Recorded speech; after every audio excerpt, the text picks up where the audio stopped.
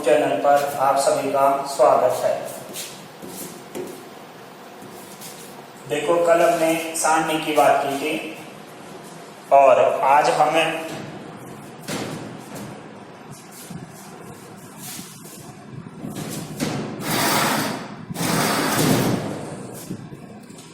सारणी के general introduction की हमारी बात हो गई थी और प्रश्नावली 4.1 हो गई।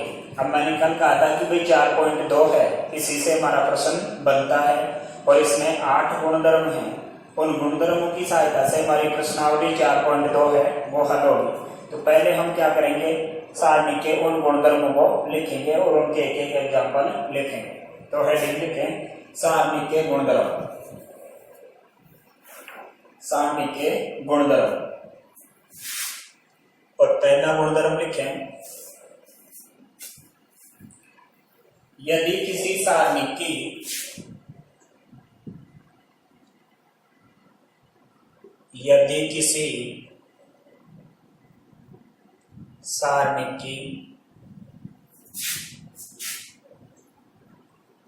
समस्त पंक्ति या स्तंभों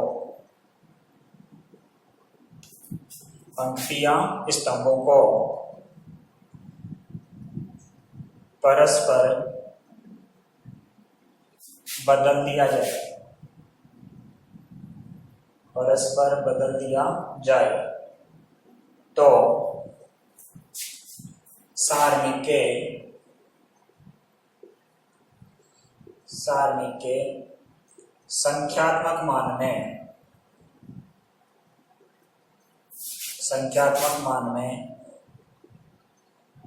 कोई परिवर्तन नहीं होता है।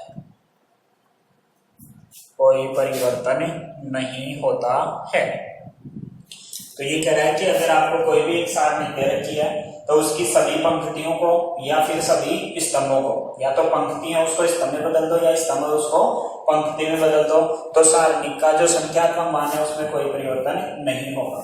जैसे हम बात करें, हमें एक सारणी दे रखी है A1, A2, A3, B1, B2 और B3, C1, C2 और C3। ठीक है, अब ये हमारा डेल 1 है या डेल है और इसको क्या करता हूं मैं, डेल डैश। डेल डैश का मतलब या तो इसकी पंक्ति है उसको स्तंभ में बदल दो या स्तंभ उसको पंक्ति में बदल दो। तो मैं पंक्तियां हैं उसको स्तंभ में बदल रहा हूं। B1, A1, B1, C1, A2, B2 और C2, A3, B3 और C3। अब ये कह रहा है कि इसका जो संख्यात्मक मान आएगा वो क्या आएगा, इसका संख्यात्मक मान आएगा। देखो इसका ज्ञात कर लेते हैं। तो डेल का मान ज्ञात करेंगे, कितना आएगा A1, इन दोनों का गुणनफल माइनस ये, तो कितना हो गया B2 C3 minus B3 C2।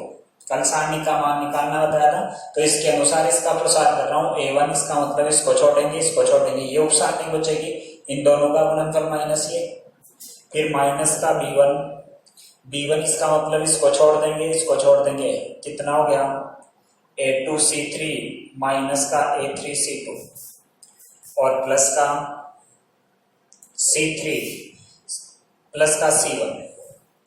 तो इसको छोड़ दो, इन दोनों का गुणनफल कितना हो गया A2 B3 माइनस का A3 B2। ठीक है, तो इनको गुणा कराएंगे तो इसका मान कितना आएगा, A1 B2 C3 minus A1 B3 C2 minus B1 A2 C3 और प्लस B1 A3 C2 और प्लस का C1 A2 B3 और माइनस का C1 A3 B2। ये हमारी समीकरण 1 आ गई। ऐसे ही हम क्या करेंगे, इस सारणी का मान निकालेंगे। तो डेल डैश वापस से कितना आ गया A1 का मतलब इन दोनों का गुणनफल माइनस ये, तो यहाँ से कितना मिला B2 C3 माइनस का C2 B3 माइनस का A2 इसका मतलब इसको छोड़ दो, हमारे पास कितना आएगा B1 C3 माइनस C1 और B3,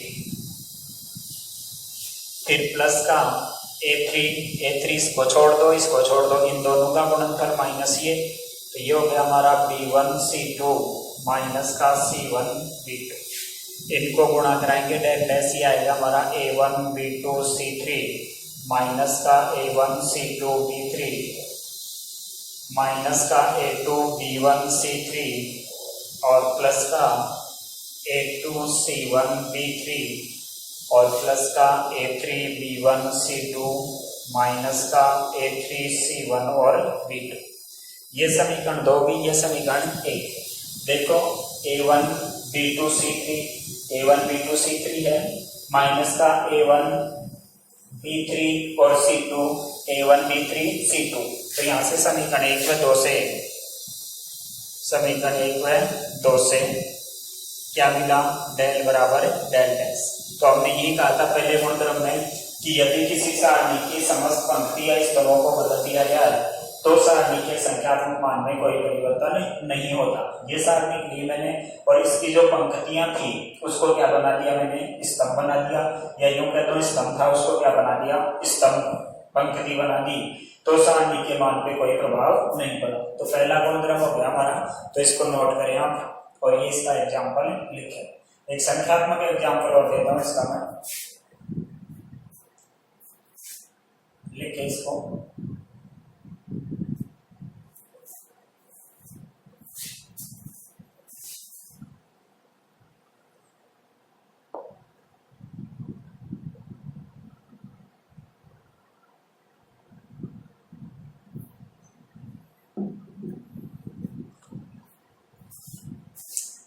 देखिए गुणधर्म नंबर 2,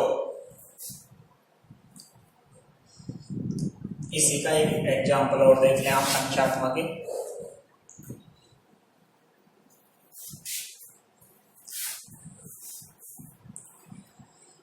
जैसे हमारे पास ये है कि भाई आपको डेल है वो कोई भी एक सारणी दे रखी है, जैसे 1 3 5 और 4।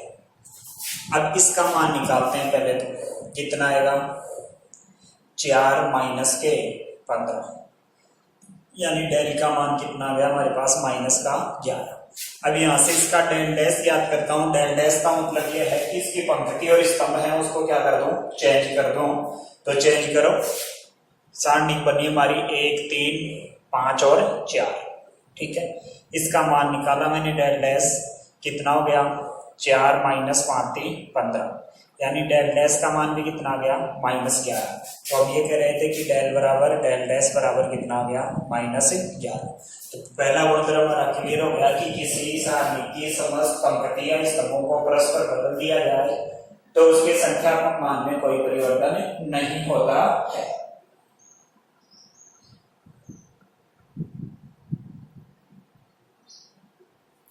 और गुणधर्म नंबर 2 लिखें, इसकी बात करेंगे कि भाई इसका प्रश्नों में कैसे प्रयोग होता है जैसे जैसे आगे बढ़ते जाएंगे। गुणधर्म नंबर 2 लिखें,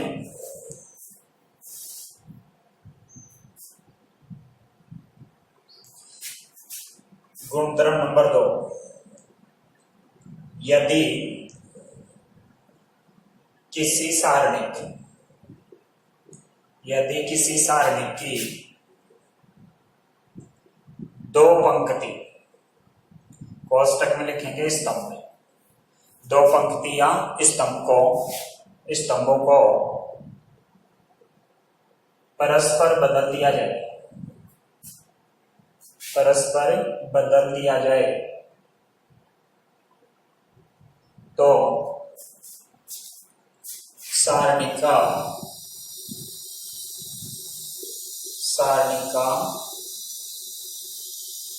संख्यात्मक मान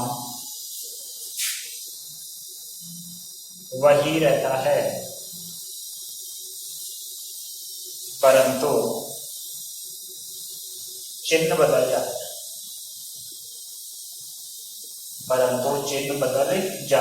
देखो पहले गुणधर्म में हमने बात की थी कि भाई सभी पंक्ति और स्तंभों को चेंज कर रहे थे, या तो सभी पंक्तियों को कर दो या सभी स्तंभों को चेंज कर दो, तो उसके संख्यात्मक मान में कोई अंतर नहीं आ रहा। लेकिन दूसरे गुणधर्म में ये कह रहे हैं कि यदि किसी सारणी की दो पंक्ति या दो स्तंभों को परस्पर बदल दिया जाए तो उसका संख्यात्मक मान है उसमें कोई परिवर्तन नहीं होता है, लेकिन उसका क्या हो जाता है, चिन्ह बदल जाता है। चिन्ह का मतलब क्या है, जैसे पहले मेरे पास कोई सारणी थी और उसका मान मेरे पास -11 आ रहा था, लेकिन मैंने उसकी दो पंक्तियां स्तंभों को बदल दिया तो इसका मान कितना आएगा, संख्यात्मक मान तो वही रहेगा लेकिन चिन्ह चेंज हो जाएगा। अगर पहले माइनस का आ रहा था तो अब किसका आएगा, प्लस का, और पहले प्लस का आ रहा था तो अब किसका आएगा, माइनस का।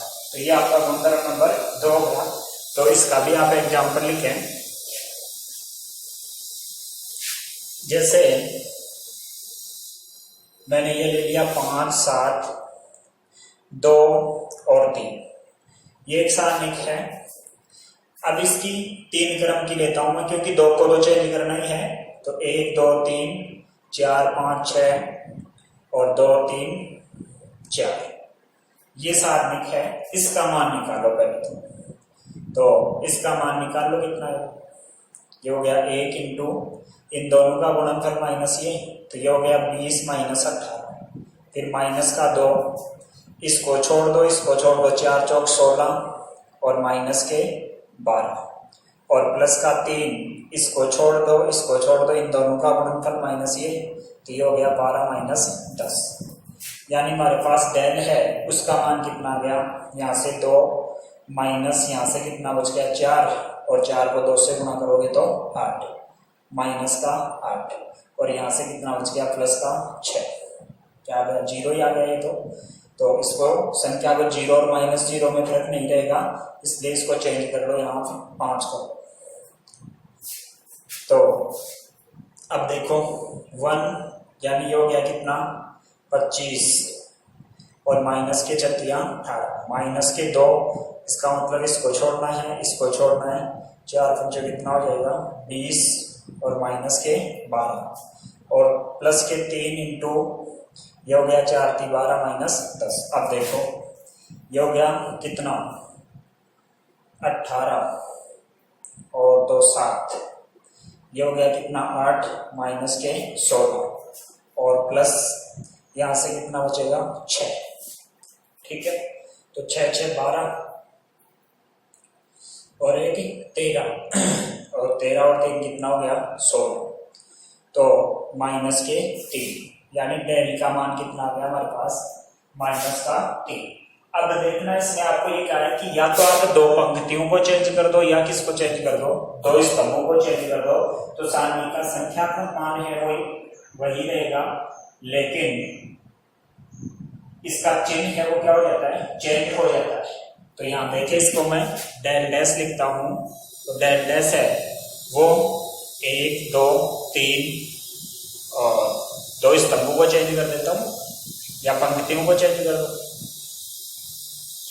2 स्तंभ या 2 पंक्तियों को चेंज कर दो। तो मैं ये क्या थी, पंक्ति थी, तो इसको तो ऐसे कैसे रख लेता हूं 4 5 6 1 2 3 और ये हो गया 2 3 5। देखो मैंने क्या किया है भाई, जो दूसरी पंक्ति थी उसकी जगह तो पहली पंक्ति लिख दी, पहली की जगह दूसरी, ये पहली है उसको दूसरी की जगह रख दिया, चेंज हो गई। तो पंक्तियों को चेंज कर दिया, ये यहाँ थी इसको यहाँ ले आया और ये यहाँ थी इसको यहाँ भेज दिया, चेंज हो गई 2 पंक्तियां। अब देखो इसका मान निकालो वापस से, डेल डैश का मान निकालो।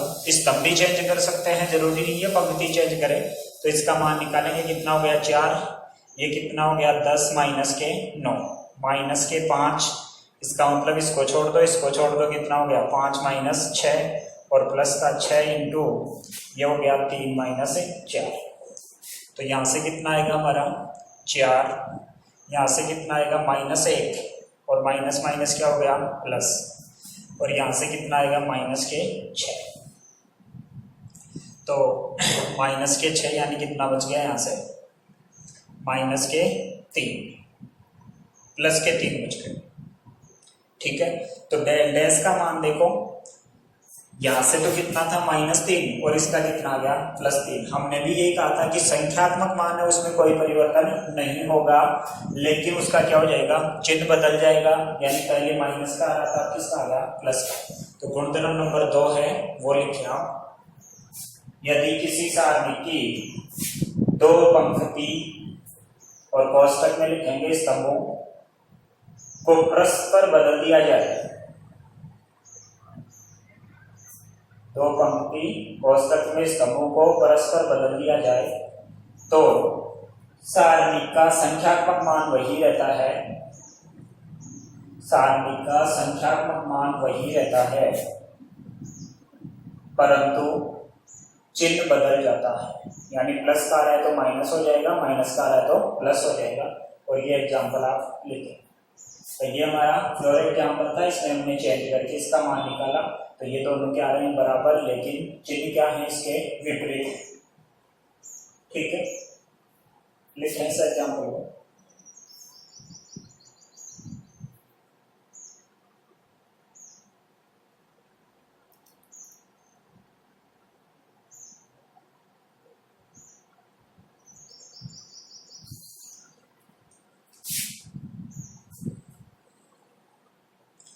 और गुणधर्म नंबर 3 लिखें।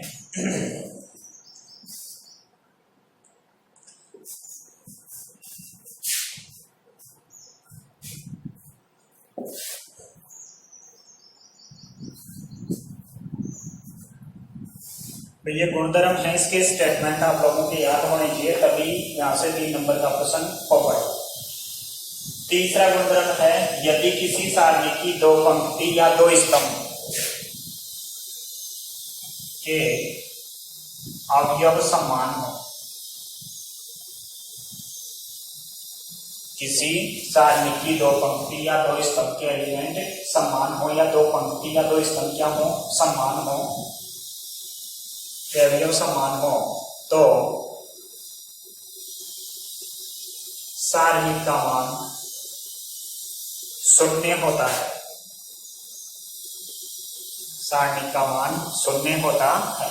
अगर ये स्टेटमेंट हमें याद है तो प्रश्न की शक्ल देते ही हम उसका उत्तर लगा देंगे, जिसका उत्तर ये है। तो यदि किसी सारणी की 2 पंक्ति या 2 स्तंभ के एलिमेंट क्या हैं, समान हैं, तो सारणी का मान क्या होता है, 0 होता है। जैसे इसका एग्जांपल देखें हम। जैसे बैल है हमारे पास 1 1 1 1 1 1 और यहां लिख दिया 3 4 5। अब देखो इसमें 2 पंक्तियां हैं, उसके एलिमेंट कैसे हैं, समान। स्तंभ के भी हो सकते हैं और पंक्ति के भी हो सकते हैं। तो यहाँ किसके हैं, पंक्ति के। अब देखो इसका मान निकालो आप, बैल कितना आएगा, 1, यहां से कितना हो गया 5 - 4, फिर -1, इसका मतलब इसको छोड़ देंगे, 5 - 3, और फिर प्लस 1 × 4 - 3।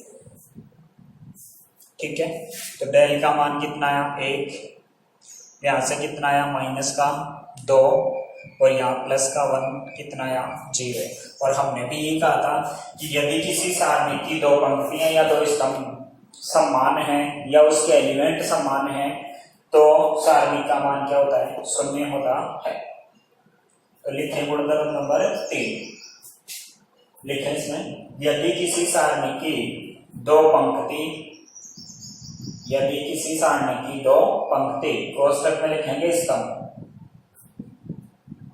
के अवयव समान हो, तो सारणी का मान 0 होता है। तो सारणी का मान 0 होता है। और एग्जाम्पल आपके सामने है, लिखें।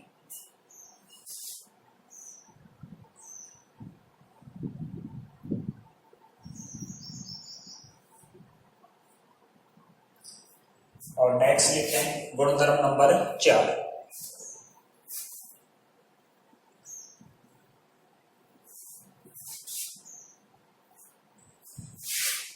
गुणधर्म नंबर 4, यदि किसी सारणी के, यदि किसी सारणी के, यदि किसी सारणी की एक पंक्ति या स्तंभ, एक पंक्ति या स्तंभ को किसी अचर संख्या के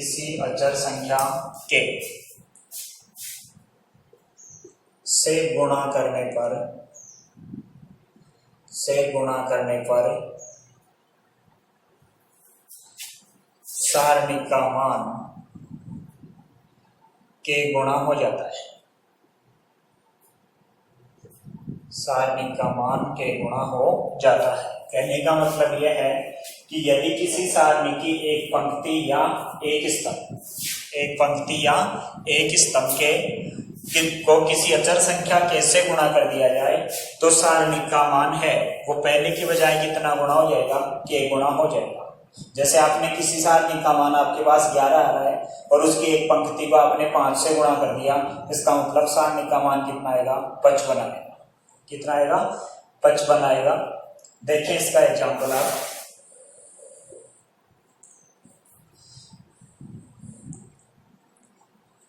ये हमारे पास कोई भी एक सारणी है और इसका मान निकाला हमने, कितना हो गया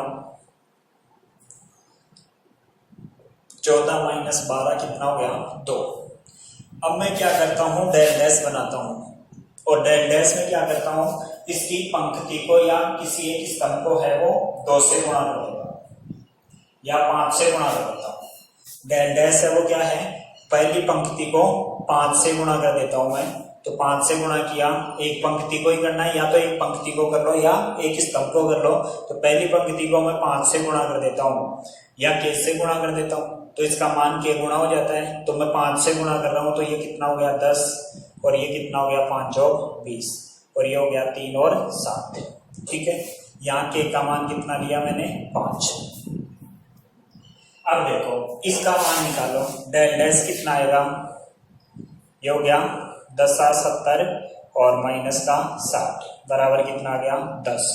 तो डेल डैश का मान है वो कितना आया, के का मान कितना था 5, तो 5 गुणा 2, पहले की बजाय कितना गुणा हो गया 5 गुणा हो गया। तो इसका मान देखो कितना आया था, यहाँ 2 और यहाँ कितना आ रहा है 10। इसका मतलब पहले वाली सारणी की बजाय इसका मान जिस संख्या से आप गुणा कराओगे उतना गुणा हो जाएगा।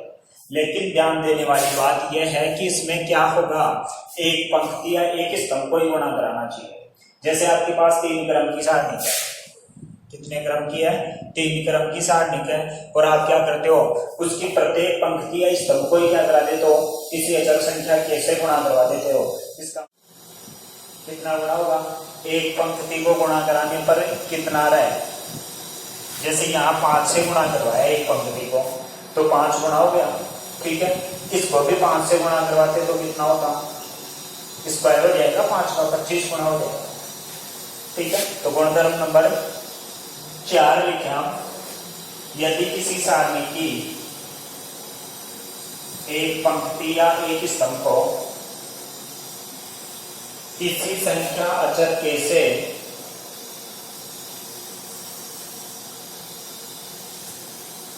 गुणा करने पर सारणी का मान के गुणा हो जाता है। और फिर ये एग्जाम्पल लिखें।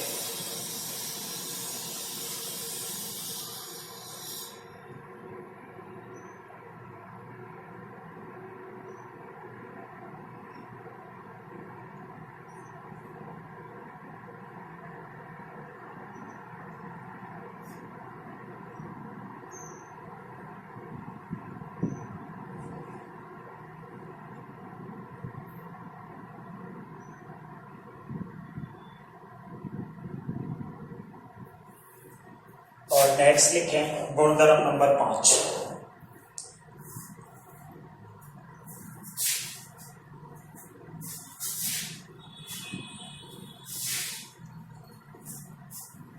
और गुणधर्म नंबर 5 है उसमें लिखे हम,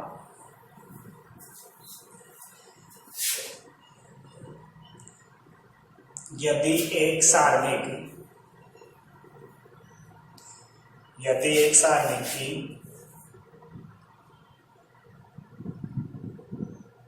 एक पंक्ति या स्तंभ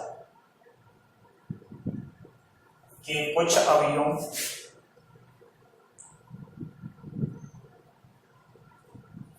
या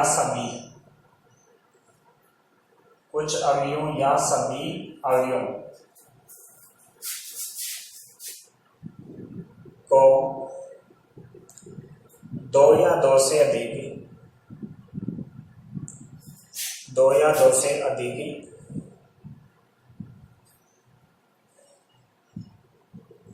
पदों के योगफल के रूप में हो, 2 या 2 से अधिक पदों के योगफल के रूप में हो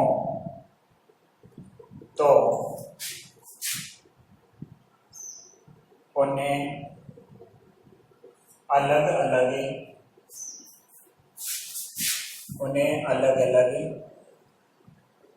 सारणिकों के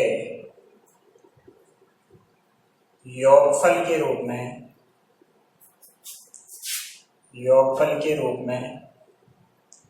व्यक्त किया जा सकता है।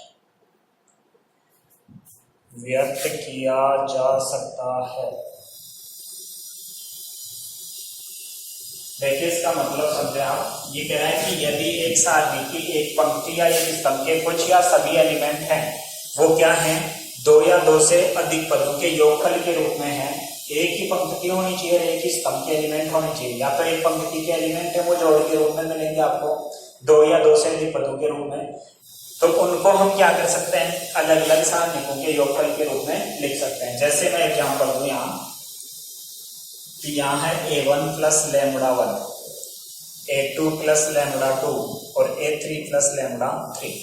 यह है मेरा b1 b2 b3, ये हो गया c1 c2 और c3। अब देखो यहाँ इसमें देखने को हमें क्या मिल रहा है कि भाई पहली पंक्ति हमने ये कहा था या तो एक पंक्ति के एलिमेंट मिलेंगे या एक स्तंभ के एलिमेंट मिलेंगे। तो यहाँ एक पंक्ति के एलिमेंट है वो 2 पदों के योगफल के रूप में है, यहाँ भी 2 पद है, यहाँ भी 2 पद है। तो सभी एलिमेंट भी हो सकते हैं और कुछ एलिमेंट भी हो सकते हैं, लेकिन होने चाहिए या तो एक ही पंक्ति के या फिर एक ही स्तंभ के। तो हम क्या कर सकते हैं, इनको अलग अलग सारणिकों के योगफल के रूप में लिख सकते हैं। एक बार तो इस सारणी को पहले एलिमेंट के साथ लिख देंगे और फिर प्लस दूसरी सारणी को लिख देंगे। तो इसको लिखा मैंने a1 a2 और a3। नीचे वाले हैं वो सेम आएंगे हमारे b1 b2 b3 और c1 c2 c3। ये एक सारणी बन गई। फिर प्लस, क्योंकि हमने कहा है कि सारणिकों के योगफल के रूप में इसको क्या कर सकते हैं, अलग अलग। तो एक सारणी तो ये बन गई। अब यहाँ से इसका क्या ले लेंगे, अब दूसरा एलिमेंट है तो ये हो गया लैम्बडा 1 लैम्बडा 2 लैम्बडा 3। ये हमारा ऐसे रहेगा b1 b2 b3 c1 c2 c3। ठीक है, तो एक सारणी की एक पंक्ति या एक स्तंभ के एलिमेंट हैं वो 2 या 2 से अधिक पदों के योगफल के रूप में है, तो हम उसको अलग अलग सारणिकों के योगफल के रूप में लिख सकते हैं। तो नोट करें गुणधर्म नंबर 5।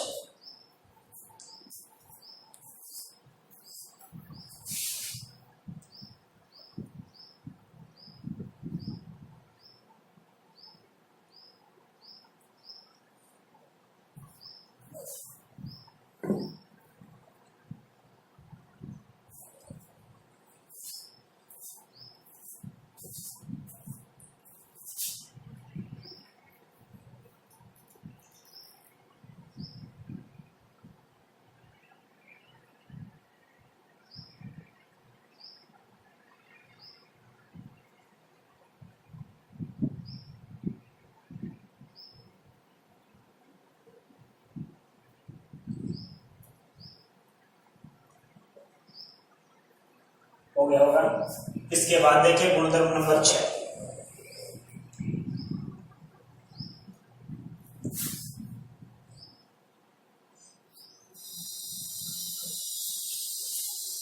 और गुणधर्म नंबर 6 है वो देखिए आप,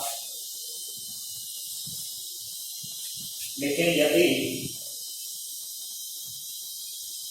एक सारणी की एक पंक्ति या एक स्तंभ, यदि एक सारणी की एक पंक्ति या एक स्तंभ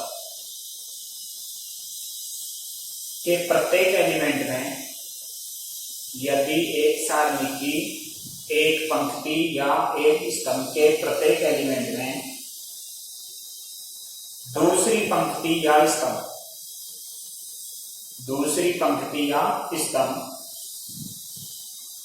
के संगत अवयवों को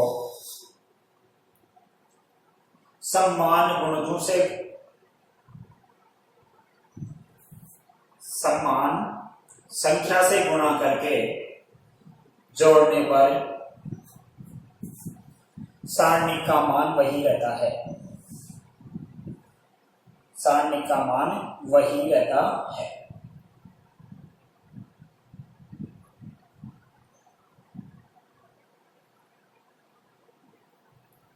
कहने का मतलब क्या निकला कि भाई आपके पास कोई भी एक सारणी है, अगर उसकी एक पंक्ति या एक स्तंभ को, या तो एक पंक्ति या एक स्तंभ के एलिमेंटों में क्या करेंगे, उसी मैट्रिक्स की किसी भी पंक्ति को या किसी भी स्तंभ को अचर संख्या से गुणा करके आप जोड़ोगे तो सारणी का मान पहले वाला और बाद वाला क्या रहेगा, समान रहेगा।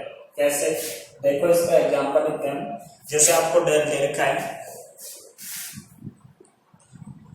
डेल है वो आपको दे रखा है A1 A2 A3 B1 B2 B3 और C1 C2 C3। ठीक है, अब इसका मान हमारे पास क्या आएगा वो हम सारणी से निकालेंगे। और जैसे डेल डैश है वो बना रहा हूं। अब डेल डैश है उसमें क्या किया मैंने, A1 प्लस के C1, A2 प्लस के C2 और A3 प्लस के C3। यानी मैंने क्या किया है, जो पहली पंक्ति थी उसमें किसी अन्य पंक्ति को क्या करेंगे, किसी अचर संख्या से गुणा करके इसको भी जोड़ सकते हो, इसको भी जोड़ सकते हो, तो इसको जोड़ दिया और बाकी है वो सेम रहेगी हमारी B1 B2 और B3 और ये हो गया C1 C2 और C3। तो ये गुणधर्म ये कह रहा है आपको कि यदि किसी सारणी की एक पंक्ति या एक स्तंभ के एलिमेंटों में किसी अन्य पंक्ति या अन्य स्तंभ के एलिमेंटों को किसी अचर संख्या से गुणा करा के जोड़ेंगे तो सारणी के मान पर कोई प्रभाव नहीं पड़ता। इसका जो मान आएगा वही क्या आएगा, इसका देखो कैसे आएगा, इसका मान लीजिए कुछ भी आ गया, ये सारणी है, ये डेल आ गया। अब देखो इसको मैं तोड़ता हूं, डेल डैश। अभी से जस्ट पहले वाला गुणधर्म हमने क्या लिखा था कि यदि किसी सारणी की एक पंक्ति या एक स्तंभ के एलिमेंट दो या दो से अधिक पदों के योगफल के रूप में है तो हम क्या कर सकते हैं, उसको अलग अलग सारणिकों के योगफल के रूप में लिख सकते हैं। अरे इससे जस्ट पहले वाला गुणधर्म ये उसमें लिखा था हमने कि किसी सारणी की एक पंक्ति या एक स्तंभ के एलिमेंट दो या दो से अधिक पदों के योगफल के रूप में है तो हम क्या कर सकते हैं, उसको अलग अलग सारणिकों के योगफल के रूप में लिख सकते हैं। तो लिखो इसको, दो सारणिक बनेगी यहां से A1 A2 A3 B1 B3 C1 C2 C3 plus KC1 KC2 KC3 B1 B2 और B3 C1 C2 और C3, ये बन गया। अब देखो इससे जस्ट पहले हमने ये लिखा था कि यदि किसी सारणी की एक पंक्ति को या एक स्तंभ को किसी अचर संख्या k से गुणा करते हैं तो सारणी का मान कितना गुणा हो जाता है, k गुणा। इसका मतलब इस पंक्ति से क्या कॉमन ले सकता हूं मैं, k। तो k कॉमन लिया तो यहाँ आ गया, देखो डेल डैश है, ये तो ऐसे कैसे आ गया हमारा A1 A2 A3 B1 B2 B3 C1 C2 C3 और प्लस इसमें से k कॉमन लेते क्या बना, C1 C2 C3 B1 B2 B3 और C1 C2 C3।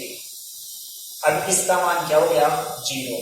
क्यों आ गई, हमने एक गुणधर्म पढ़ा था कि यदि किसी सारणी की दो पंक्तियों या दो स्तंभों के एलिमेंट समान है तो उसका मान क्या होता है, 0। इसका मान पूरा 0 हो गया, इसका मतलब यही हमारा उत्तर बच गया।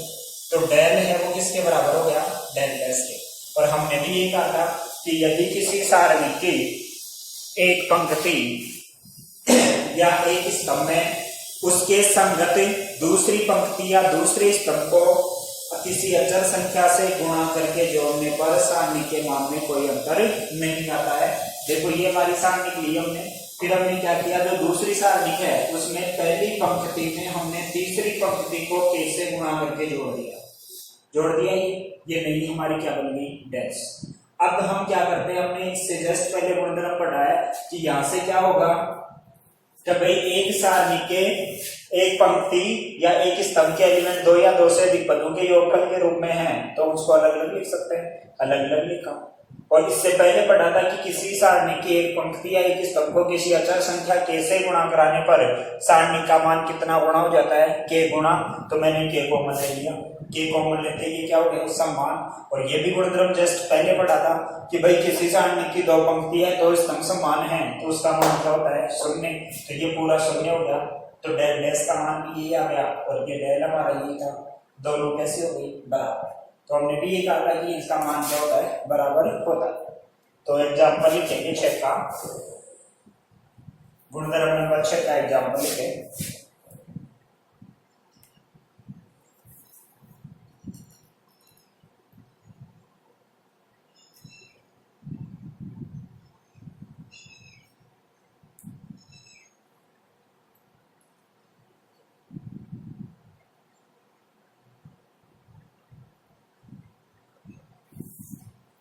नेक्स्ट लिखिए 7 नंबर। और कल क्या था, मैंने जब हमने सेकंड पढ़े थे तब कहा था कि भाई इस गुणधर्म को मैं जो गुणधर्म लिखेंगे उसमें लिखा दूंगा। कल हमने सारणी का मान निकाला था सेकंड की सहायता से, A11 F11, ठीक है। तो मैंने कहा था कि ये तो क्या होता है, जब संगत से गुणा होता है। अरे ये लिखा था ना सारणी का मान सेकंड से ज्ञात करना, A11 F11, A12 F12 और A13 F13, ठीक है। ऐसे ही हमने क्या पढ़ा था, यहाँ 21 वाला और यहाँ 31 वाला। तो ये तो क्या होता है, सारणी का मान होता है। लेकिन मैंने ये कहा था कि अगर ये भिन्न हो तो उस केस में क्या होगा, इसका मान शून्य होगा। तो नेक्स्ट गुणधर्म है हमारा 7 नंबर। तो 7 नंबर गुणधर्म लिखें, यदि किसी सारणी के एक पंक्ति, यदि किसी सारणी की पंक्ति या स्तंभ, यदि किसी सारणी की पंक्ति या स्तंभ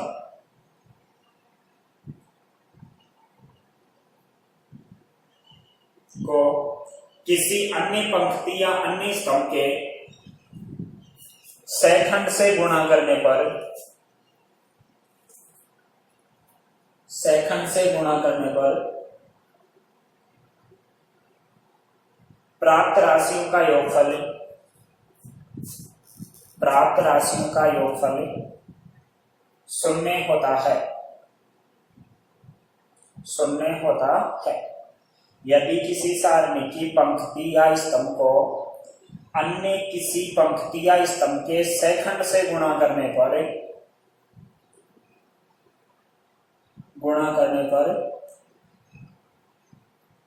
प्राप्त राशियों का योगफल शून्य प्राप्त होता है।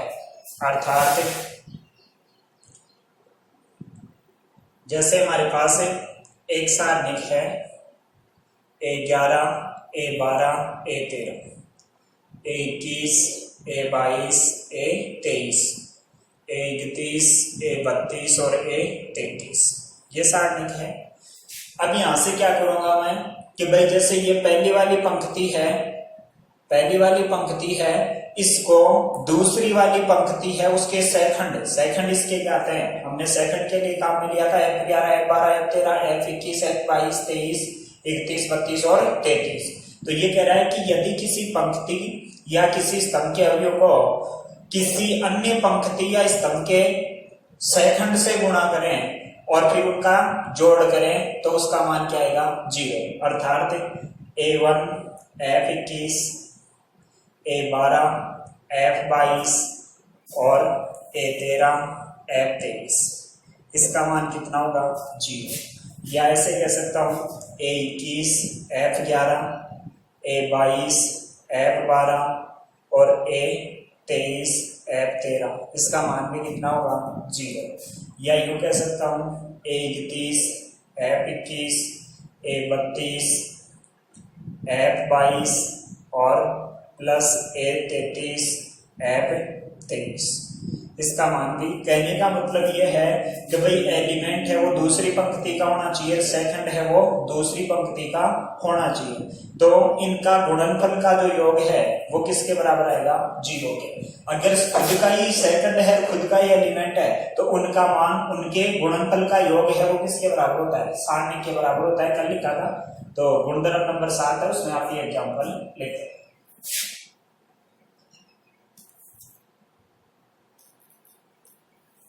और लास्ट गुणधर्म है हमारा गुणधर्म नंबर 8।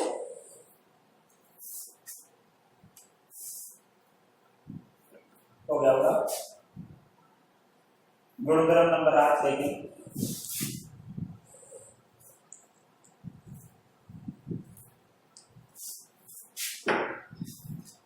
गुणधर्म नंबर 8, यदि किसी सारणिक, यदि किसी सारणिक की एक पंक्ति या स्तंभ, पंक्ति या स्तंभ के सभी एलिमेंट, के सभी एलिमेंट शून्य हो, तो सारणी का मान शून्य होता है। तो सारणी का मान क्या होता है, शून्य होता है। जैसे A1, A2, A3 0 0 0, B1, B2, B3, तो इसका मान क्या होगा 0। जैसे हम संख्यात्मक एग्जाम्पल की बात करें, 0 0 और 2 और 4, तो इसका मान निकालेंगे कितना हो गया 0। तो किसी सारणी की एक पंक्ति या एक स्तंभ के सभी एलिमेंट क्या हो, शून्य हो, तो सारणी का मान क्या होता है, शून्य होता है। तो ये गुणधर्म है वो आप लोगों के याद होने चाहिए। इसके बाद लिखिए प्रारंभिक संक्रिया, एलिमेंट्री ऑपरेशन, और ये एलिमेंट्री ऑपरेशन आपको आनी चाहिए, इन्हीं से हमारा प्रश्न होगा। लिख लिया होगा इसको।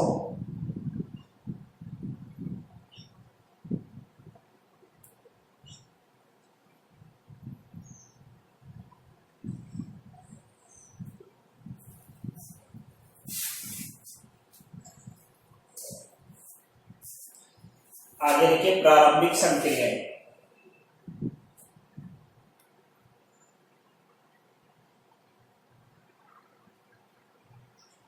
और उसका पहला पॉइंट लिखें प्रारंभिक संक्रियाओं का,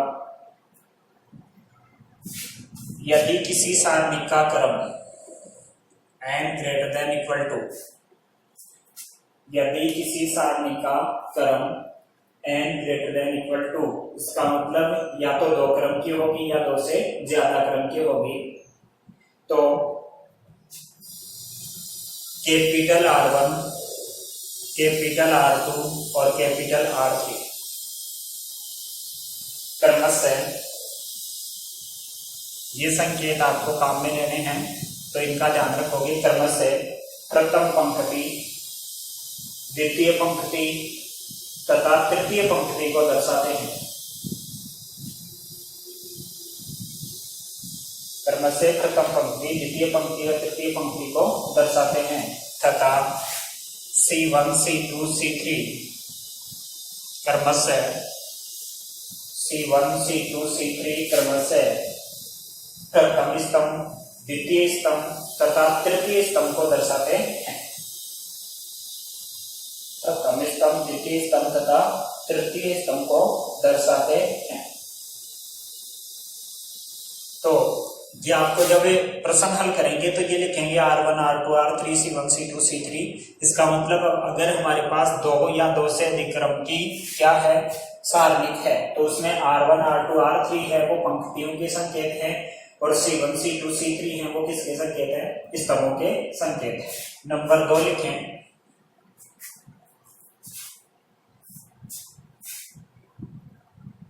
संक्रिया RI RJ, संक्रिया RI RJ का मतलब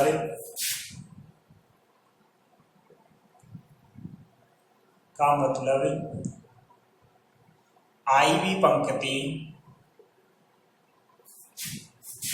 पंक्ति को JV पंक्ति में तथा JV पंक्ति को IV पंक्ति में बदलना है। RI चेंज है उसको किसमें? RJ में, और RJ है वो चेंज दोनों साइड एरो का निशान है, तो RI है उसको तो चेंज किया हमने RJ में, और RJ है उसको R1 में। जैसे मैं ये लिखता कि R1 है वो चेंज है किसमें? R2 में, और R2 है वो चेंज है किसमें? R1 में। इसका मतलब ये हुआ कि यहाँ A1 A2 और A3 है, B1 B2 और B3 है, C1 C2 और C3 है। ये मेरी कोई भी ऑपरेट करना है R1 चेंज टू R2, और R2 है वो चेंज है किसकी जगह? R1। इसका मतलब ये हमारा R1 है, ये क्या है? R2। चेंज किसको कर रहे हैं? R1 को R2 में और R2 को R1 में। इसका मतलब ये तो उठ के यहाँ आ जाएगा, ये उठ के यहाँ आ जाएगा, ये ऑपरेशन लगाते हैं तो ये बन जाएगा हमारे पास A2 B2 C2 और A1 B1 C1 A3 B3 और C3। ये हमारा ऑपरेशन काम कर गया यहाँ, R1 चेंज टू R2 और R2 चेंज टू R1। ठीक है, तो ये मैंने I और J के लिए लिखा दिया है, कोई सा भी हो सकता है। जैसे यहाँ 1 और 2 लिया ना मैंने, ऐसे ही आप इसकी जगह कुछ भी ले सकते हो, 3 2 ले सकते हो, 3 1 ले सकते हो, तो कुछ भी हो सकता है। तो इसका मतलब आपको समझना। तो संक्रिया, दूसरा पॉइंट लिखा आपने कि संक्रिया RI चेंज टू RJ और RJ चेंज टू किसमें है? RI का मतलब ये हो गया, तथा संक्रिया CI चेंज टू CJ का मतलब। ठीक है, अब यहाँ केवल जो पंक्ति शब्द है उसकी जगह क्या लिख दोगे? स्तंभ लिख दोगे, और सेम कहानी लिख दोगे। इसकी जगह क्या लिख दोगे? पंक्ति की जगह स्तंभ लिख दोगे, बाकी सेम।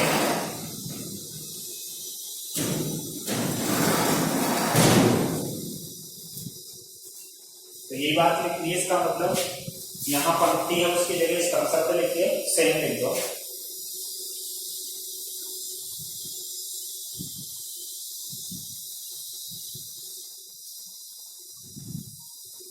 और तीसरा पॉइंट लिखे संक्रियाओं में, तो प्रारंभिक संक्रियाएं लिखी हैं उसमें तीसरा पॉइंट लिखे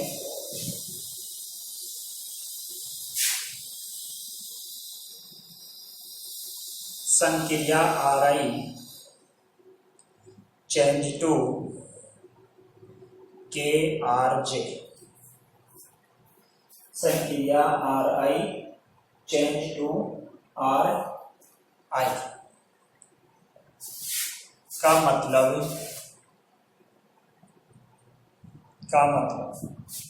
RI का मतलब I वा पंक्ति है और उसको चेंज कर रहे हैं किसमें? KRI। इसका मतलब IV पंक्ति के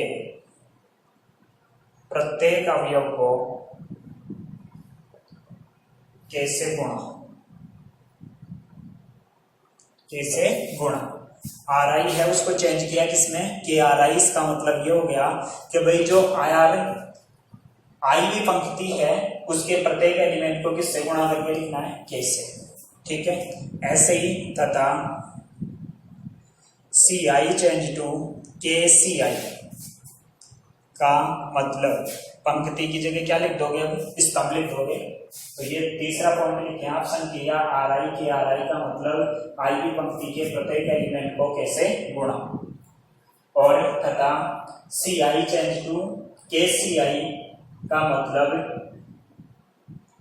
आई वे स्तंभ के प्रत्येक एलिमेंट को कैसे गुणा।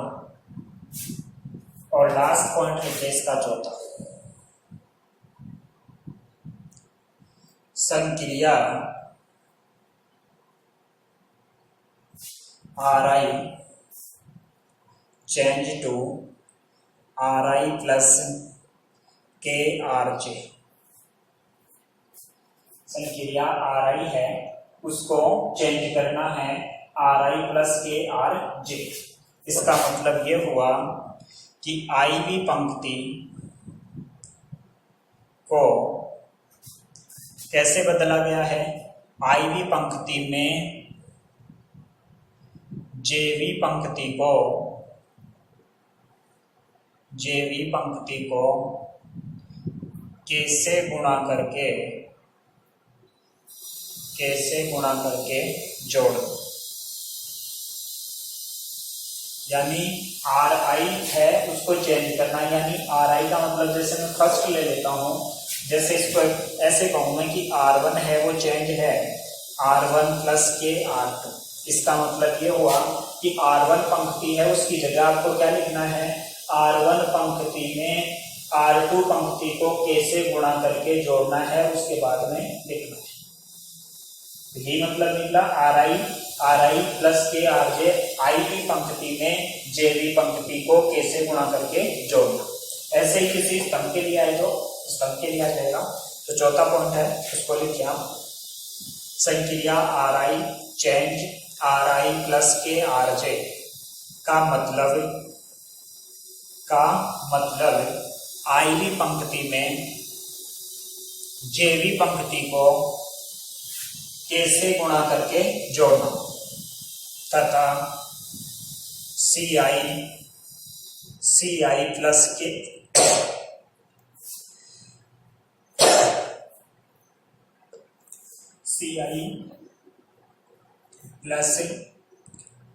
सी जे का मतलब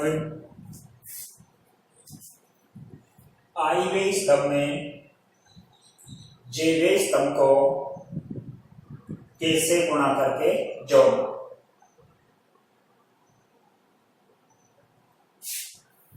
कैसे गुणा करके जोड़ना।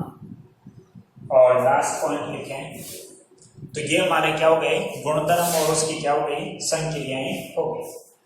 और ये गुणधर्म और इन संक्रियाओं के आधार पे ही हमारा 3 नंबर का प्रश्न आएगा। यहां से कहेगा कि सिद्ध कीजिए इसके बराबर क्या होता है, ये होता है। और हेडिंग लिखे सारणिकों का गुणनफल और लिख देना मैट्रिक्स के समान। हेडिंग लिखेंगे सारणिकों का गुणनफल और मैट्रिक्स के समान। जैसे मैट्रिक्स गुणा करते हैं वैसे ही हम क्या कर लेंगे, सारणिकों को भी गुणा कर लेंगे। अब देखो यहां से प्रश्न कैसे बनता है, क्या आता है।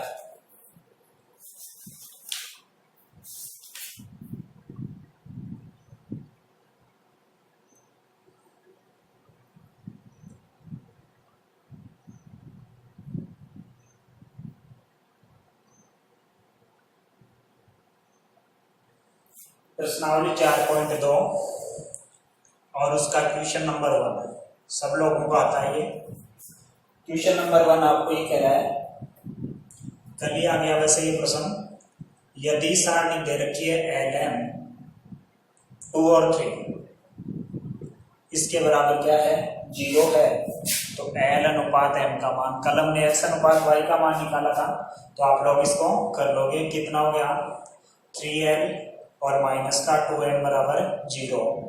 इसका मतलब यहाँ से 3L बराबर 2M हो गया, तो L अपॉन M बराबर कितना हो गया, 2/3, यानी L अनुपात M है वो कितना हो गया, 2/3। तो ये क्वेश्चन नंबर 1 होगा। लिखें इसको,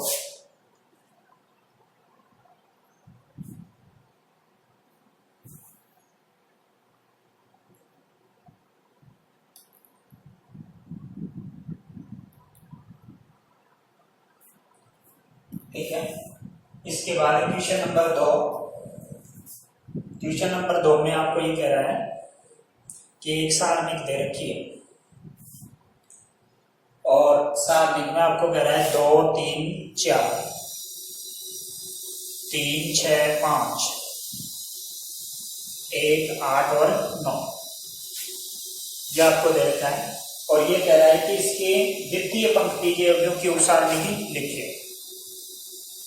द्वितीय अवयवों की उप सारणी लिखिए। कल ही लिखा था द्वितीय पंक्ति कौन सी है, ये। इसका मतलब द्वितीय पंक्ति का मतलब कितना हो गया, 21, 22 और 23। तो यहां से हम 21 का मान निकालेंगे, 21 और 21 की जगह कौन है हमारा, ये है। तो इसकी उप सारणी लिखेंगे, इस पंक्ति को छोड़ देंगे, इस स्तंभ को छोड़ देंगे, तो इसकी उप सारणी की पूछिए केवल तो 3, 4, 8 और 9। ऐसे A22 की जगह कौन है हमारे पास 6, और इसकी उप सारणी कितनी आ जाएगी 6। इसको छोड़ दो, इसको छोड़ दो, तो ये हो गया 2, 4, 1 और 9। ऐसे ही A23 की पूछ रहा है, 23 कौन है हमारा 5, तो 5 की उप सारणी बताओ कौन सी पंक्ति में स्थित है, दूसरे में स्तंभ, तो 2, 3 और 1, 8। ये हमारा सॉल्यूशन हो क्वेश्चन नंबर 2 की हमारा हो। क्वेश्चन नंबर 3 है, उसमें आपको एक सारणी दे रखी है और उसका मान पूछ रहा है, तो इसको उतार लें आप। और क्वेश्चन नंबर 3 है वो आप खुद कर लेंगे, सारणी का मान निकालना है, आराम से हो जाएगा। इसके बाद देखो जो प्रश्न हमारा 3 नंबर का आएगा उसकी बात करता हूं। तो इस प्रश्नावली के एग्जाम्पल हैं वो काफी इंपॉर्टेंट है। आप एग्जाम्पल जिस तरीके से प्रश्न समझा रहा हूं उस तरीके से आप निकालें।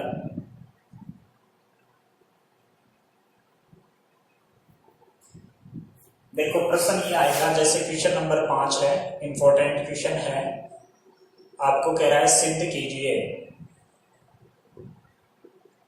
सिद्ध कीजिए। क्या सिद्ध करना है, आपको एक सारणी दे रखी है 1, 1, 1, x, y, z, zx और xy, और तीसरा स्तंभ है वो आपका y plus z, y plus z, z plus x और x प्लस y। इसके बराबर सिद्ध करना आपको x minus y, y minus z और z minus x, y minus z और z माइनस x। अब देखो जो हमने प्रारंभिक संक्रियाएं लिखी थी उसका प्रयोग करते हुए और जो गुणधर्म हमने लिखे थे उनका प्रयोग करते हुए इसको सिद्ध करेंगे।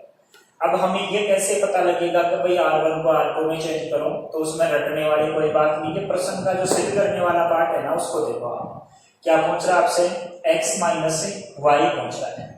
क्या पूछ रहा है, x माइनस वाई, फिर y माइनस जेड और z माइनस x। तो इनमें से आप कोई भी दो ले लो। देखो यहाँ x माइनस वाई है, y माइनस जेड है, तो y minus Z, y minus z और z माइनस x है, ठीक है। अब देखो यहाँ आपको एक तो चाहिए y माइनस जेड और एक चाहिए x माइनस वाई। अब देखो पहले आप ये कंफर्म कर लें कि आप लोगों को ये पता होना चाहिए C1 कौन है। पहली संख्याएं हैं उसमें मैंने लिखा है R1 कौन है, R2 कौन है, R3 कौन है, C1, C2 और C3। बच्चों के सबसे ज्यादा कंफ्यूजन ये रहते हैं, चेंज करना होता है R1 को R2 में, कर देते हैं C1 को C2 में। तो फिर से समझ लें आप, जैसे हमारे पास A1, A2, A3, B1, B2, B3 और C1, C2, C3, इस प्रकार की आपको जो सारणी मिलेगी उसमें ये तो हमारा R1 है, ये हमारा R2 है और ये हमारा R3 है, ये हमारा C1 है, ये हमारा C2 है और ये हमारा C3। ये प्रथम पंक्ति, द्वितीय पंक्ति, तृतीय पंक्ति, ये प्रथम स्तंभ, द्वितीय स्तंभ और तृतीय स्तंभ। इतना नॉलेज आपको होना चाहिए। अब देखो ऑपरेशन क्या करेंगे इसमें, यहां से बराबर वाले से पकड़ो। एक तो क्या चाहिए आपको, x माइनस वाई चाहिए, एक y माइनस जेड। जब आपको 3 पद दे रखे हैं तो 2 संक्रिया लगाओ, तीसरे का सारणी से मान निकल जाएगा सीधा, ठीक है। तो यहाँ x माइनस वाई, देखो क्या मैं इसको इसमें से घटाऊं या इसको इसमें से घटाऊं, आपको x माइनस वाई मिल सकता है क्या? अरे जैसे ये C2 है, ये C3 है, तो इसमें से इसको घटाऊं तो क्या आपको x माइनस वाई मिल सकता है क्या? नहीं मिलेगा। y माइनस जेड भी नहीं मिलेगा, y माइनस जेड भी नहीं मिलेगा। इसका मतलब C1 C2 C3 के ऑपरेशन नहीं होंगे। किसके होंगे? R1 के। देखो ये हमारा कौन है? R1 है, ये कौन है? R2 है, और ये कौन है? R3। देखो x इसमें ना, अरे x इसमें है और y इसमें है, ठीक है। और दूसरी बार y माइनस जेड चाहिए, y इसमें है और z इसमें है, तो यहां से हम ऑपरेशन करेंगे इसमें। एक तो R1 है उसको चेंज किया, कैसे? R1 में से R2 को घटा दो। R1 में से R2 को घटाने पे हमें फायदा क्या होगा? y माइनस जेड की टर्म मिल जाएगी। और दूसरा ऑपरेशन R2 है, R2 ये लाइन है, उसको चेंज करना है हमें। x माइनस वाई चाहिए ना, तो इसमें से इसको घटाऊंगा तो ये x माइनस क्या आएगा? y। इसका मतलब R2 को चेंज किया, R2 minus R3, R2 minus R3। अब देखो ये दो ऑपरेशन लगाते हैं। R1 में चेंज किया आपने, R1 को चेंज करके लिखेंगे इसके अनुसार। क्या लिखूं?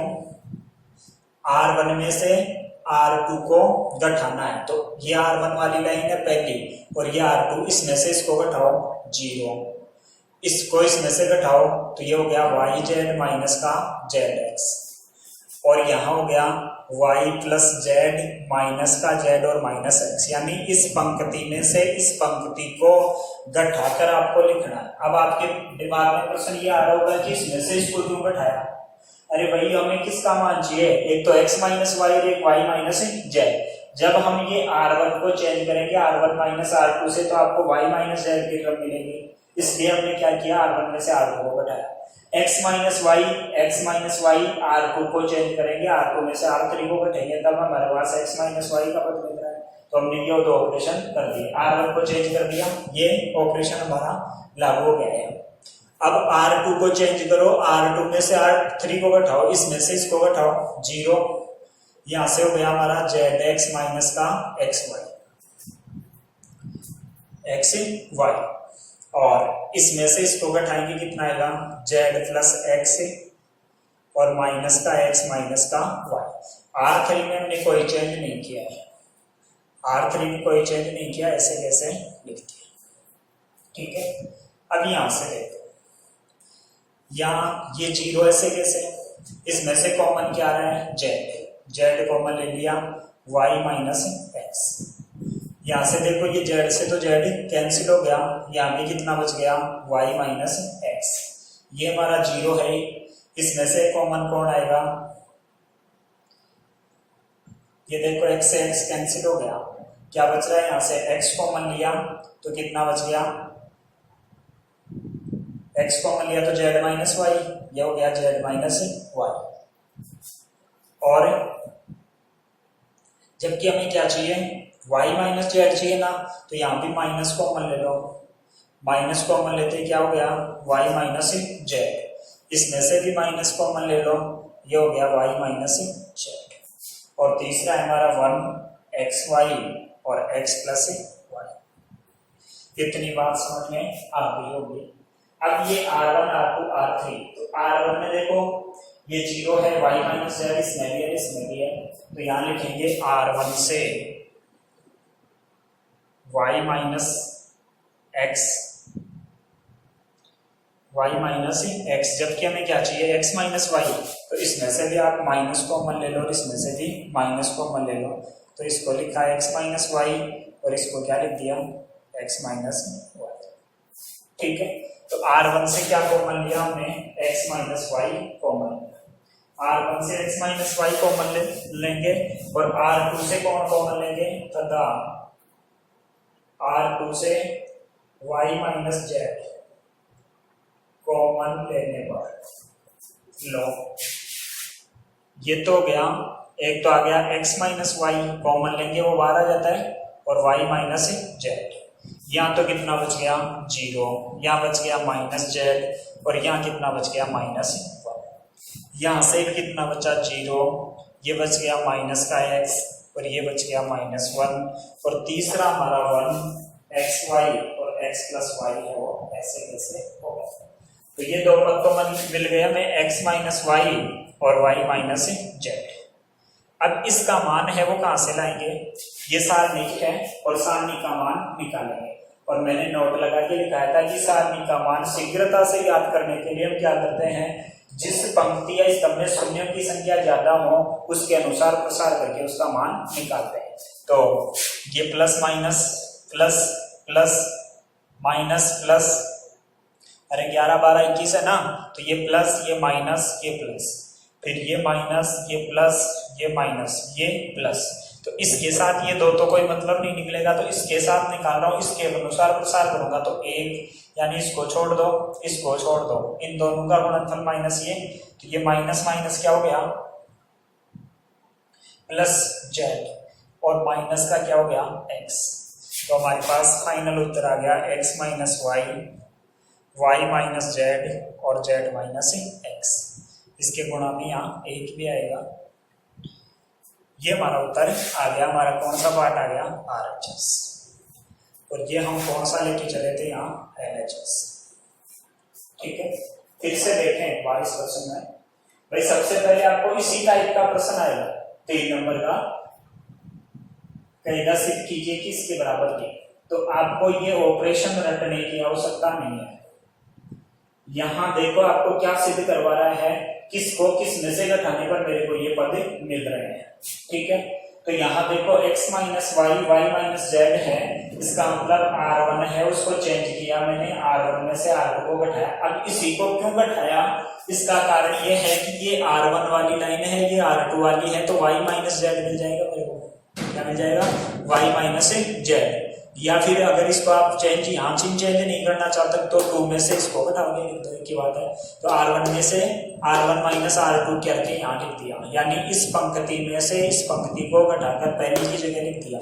क्यों लिखा, क्योंकि मैं y माइनस किसका मान चाहिए, x का मान चाहिए, तो y माइनस x का मान चाहिए, इसलिए हमने ऐसा किया। दूसरी बार किसका मान चाहिए, x माइनस वाई का मान चाहिए, तो R2 में से R3 को घटा दिया और फिर कॉमन लेके हल कर दिया। तो क्वेश्चन लिखिए इसको आप।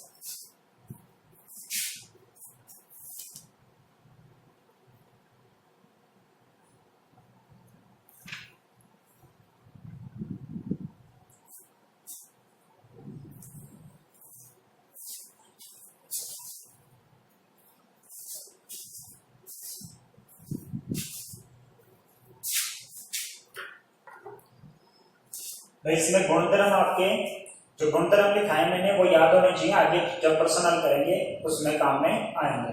तो प्रश्नावली 4.2 तक के 5 प्रश्न हमारे हो गए, बाकी प्रश्न है वो कल करते हैं। धन्यवाद।